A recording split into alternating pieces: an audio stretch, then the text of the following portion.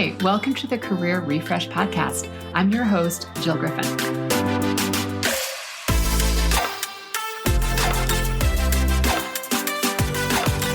I'm a former media and marketing executive turned career strategist and executive coach. I spent my career working my way up and through the ranks of global organizations and startups, and today I show others how to do the same. Join me each week as we discuss the strategies and actionable steps to leverage your strengths, increase your confidence, and develop your career well-being. Ready? Let's do it.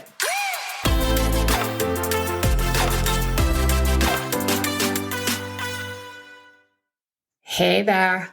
Welcome back to the Career Refresh Podcast. I'm your host, Jill Griffin.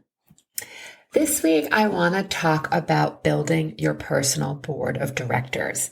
It's a concept that I created many years ago when I was still working in advertising agencies, when I really wanted to round out the various voices that I had around me. I had excellent mentors and advisors within the company, but I also wanted to make sure that I was staying in touch with the industry, knowing what was going on, making sure that I was doing this by meeting with other leaders regularly. Motivational speaker Jim Rohn famously said that we are the average of the 5 people we spend the most time with.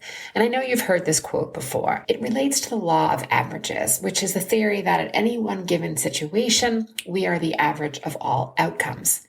And this concept of taking personal inventory and creating a personal board of directors has been so incredibly helpful to me personally throughout my life.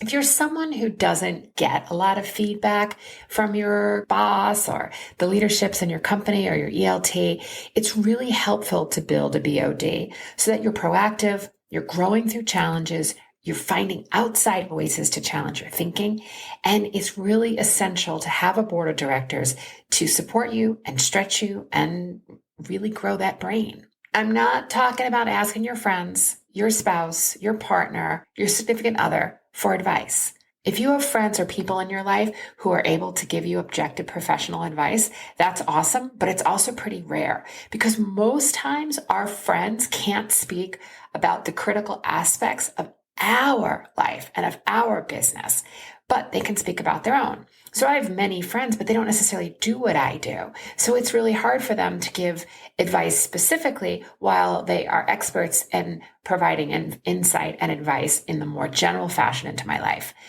If your friends can help you get a promotion or help you network within your company or within your industry, great, go for it. Friends tend to see things through the prism of their own lives, and they're not trained necessarily to see your life as independent from theirs, right? They think of you in the way that your relationship is set up, not necessarily understanding all that you do. And there's other times that our friends and partners can't tell us the truth as much as we'd like them to because they don't want to risk harming the relationship or hurting feelings. So a board of directors can be a mentor or an advisor. A mentor and advisor is someone who shares their knowledge, skills, and experience and helps you grow. It can also be a peer with whom you share knowledge or a strategic sparring partner. But listen up. Too often we look for one person to fill all these needs. And if we want one person to be like the all-in, if we're looking at our boss or our CEO or an industry leader, this can be really hard because we're expecting one person to fill all of these needs. And it's pretty unrealistic because they may not always be available to you.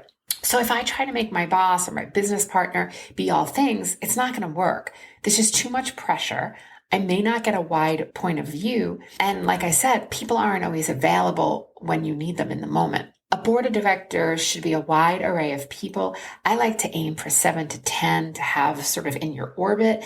And remember, this is a way of getting valuable insight from a diverse set of voices. It's not to outsource your thinking. We're not asking other people to think for us. We're simply asking them at times to challenge our thinking so that we can stretch and grow.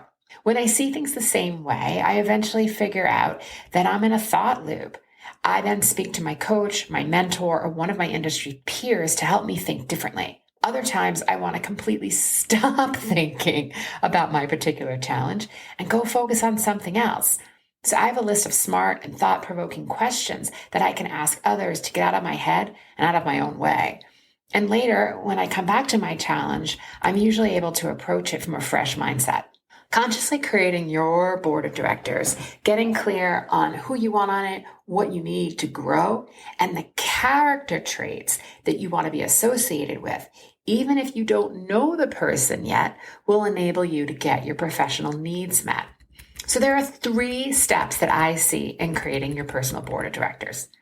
First, be strategic. Again, it's not about friendship. While a friendship may develop, and that's a lovely benefit, this is about finding what you are missing in your inner circle and what you're missing with the voices within your immediate day-to-day.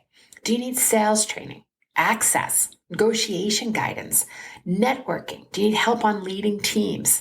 Think about what it is that you need. Step 2, who do you want on your board of directors? And when I say who do you want, I really mean, what are the characteristics that you want? Do you want mentors that specialize in development so they can help you network and open doors? Do you want a coach that can guide you to build your mindset, aid in belief building, that'll catch your sneaky, sabotaging thoughts, and that can help you set goals and apply accountability to achieve them? Do you want a sponsor who's usually within your company? They're someone who can advocate, but they tend to benefit from your advancement. And this is usually because they have goals to grow and sponsor others in the company. Do you want an advisor, someone who has specific expertise in an area and that they can guide you and answer your questions? Make a list of industry executives and peers that you may be able to tap into for an advisor. So step 3 is cadence and curiosity. 1, I want you to figure out how often you're going to meet. This may be discussed with the person who's on your board of directors, or it may just be your own random plan. Again, this is your world. You get to decide. Second is curiosity. And I think about it as thinking of 3 questions and making sure that it's a 2-way conversation. So some questions that you may want to bring to your next board of directors conversation are asking the person, how are they going to make an impact this year? What are they focusing on? What's something that surprised them about the role when they first started? What's surprising them today? What skills do they think are most important for someone interested in a role that they currently have? What are some of the biggest challenges that they're facing day to day? And how did they build resilience to overcome these challenges? What inspires them and excites them today? Are there other people that you should meet or talk to? And then last, you want to make sure that you're always in reciprocity. So you want to ask them, is there anything that you can do for them? Do they need to be introduced to someone? Are they looking for certain talent and staff to fill their team? How can you be of service back to them so that you're continuing to make sure that when you're meeting with people, it's beneficial for all involved? So sometimes there are character traits that I want on my board of directors, but I don't know anyone who can fill that yet. So instead of spinning and stressing out on what I don't have, I just decide that I'm going to find that character trait. When I really write down the character trait and I give a pause, I might actually know the person, but I just don't think I do, that possesses that particular character trait. Or once I've written it down, at least now I know what I'm going after, because what I focus on starts to become my results. So there may be things that you want to write down in your life when you think about it through the lens of character traits or wants. So some things that are on my list: I need intellectual banter. I need meaningful challenges to my business goals and practices.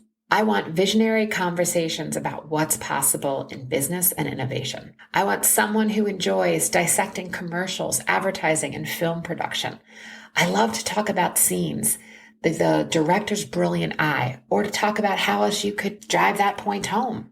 Strategy. I need to talk about all things strategy for goals, business, everything. I'm a trained strategist. And I want someone who can talk about the latest in digital technology and policy. I want to be able to talk about the Pivot podcast with someone. I need someone to challenge my mind. I need someone who can encourage me when I struggle. I want someone who is creative and is currently creating, not just consuming. I want someone I can mentor and coach. I want someone who I can talk about mindset concepts and a growth mindset. Someone who's interested in the latest ideas around functional medicine, functional health, and well-being. I want someone who's interested in strengths-based coaching and how we leverage our strengths to create any result we want in our lives. I want a friend who is a CEO of a large company. And I want a fellow coach. And this is one area that I'm lucky to have many dear friends and community engines who are around me and behind me at all times. So by listing the things that you want. You're taking care of your needs for thought leadership, feedback, stretch, connection, growth, all while setting yourself up for success. And lastly, some people know they're on my board of directors and others don't. My favorite boss, Olivier Gers, probably has no idea that he's on my board of directors unless he's listening. And if he is, hi, Olivier. A board of directors is about you and your needs. Go and create what you want and need. You got this. Okay, my friends, let me know your thoughts on building your personal board of directors. What's been most successful for you? What's been most surprising? How has it benefited you? And before I go, knowing your strengths, your values, your skills, I believe is the fastest way to up-level your career and differentiate yourself. And I'm launching a group program called Amplify Your Strengths, and I believe it's the fast path to future-proofing your career. The program is going to start soon, so if you want to be in the know on all the details, I'll put the information in the show notes and you can get on the list. All right, my friends, I wish you a great week and I'll see you next time. Hey, thanks for listening to the Career Refresh podcast. If you're enjoying this and you want more information, go to my website, jillgriffincoaching.com. There you can find information on how to work with me one-on-one or my group programs, or even bring me into your workplace. I'll put the link to my website in the show notes. But hey, listen, before you go, do me a favor, rate and review this podcast because it definitely helps me get the word out to people everywhere so that they can also thrive in the workplace. All right, friends, I appreciate you. I'll see you soon.